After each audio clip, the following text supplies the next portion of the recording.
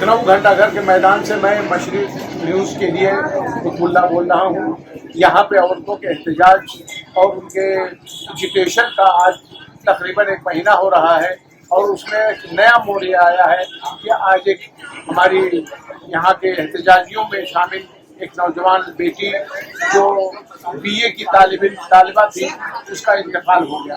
ये तैयबा हमारे एक बहुत काबिल साथी थी। वो यहाँ रोज़ आती थी, हमारे प्रोजेक्ट में रोज़ शामिल होती थी और अपनी जी जान से अपनी पूरी कोशिश करती थी हमारे प्रोटेस्ट को आगे और बढ़ाने की और बड़ा करने की। और वो बहुत अच्छी थी और हमारे बहुत काबिल वॉलंटियर्स में से भी एक थी। वो अपनी जी जान से हमारे यहाँ का पूरा काम भी देखती थी और हमारे प्रोटेस्ट का एक बहुत बड़ा हिस्सा भी थी।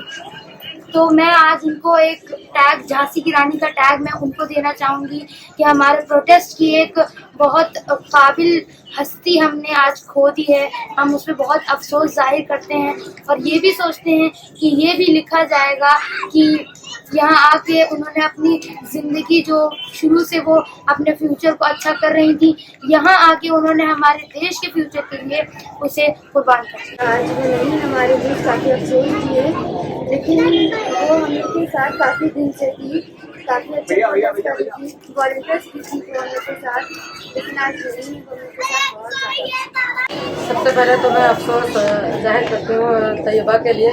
मैं उनके घर भी जाके आई और मुझे वहाँ पर बहुत ज़्यादा ही तकलीफ हुई। ऐसा लगा कि जैसे मैंने कोई गलती करी है जिसकी वजह से आज तैयबा की जान चली गई। दूसरा है कि यहाँ पर वो तैयबा काफ़ी मेहनत करती थी और बहुत अच्छा काम करती थी, वॉलंटियर थी यहाँ पर। और हम कई बार हम यहाँ मिले भी, जब हम जाकर उनको हमने जब देखा है चेहरा, और यहाँ हम कई मिल चुके, बैठकर हमने बातें भी करी। बहुत अच्छी लड़की थी वो। और यहाँ जैसे तालिबात हर कॉलेज से और स्कूल से, मदरसों से यहाँ तालिबात आती हैं और वो यहाँ के लिए मेहनत करती हैं। उनमें से वो एक बहन थी, तैयबा थी, जिसके लिए आज बहुत अफसोस है कि उन्होंने अपने वतन के लिए अपनी जान दे दी। भूख हड़ताल यहाँ पे चल रहा था, काफ़ी जोशो खरोश के साथ चल रहा था। भूख हड़ताल ख़त्म हो गई, मजबूरन ख़त्म करना पड़ा। बुज़ुर्गों ने और सियासी हज़रात ने और जो इसके चीज़ों से वाकिफ़ हैं, उन्होंने ख़त्म करा दिया। इसके लिए क्या कहना चाहिए?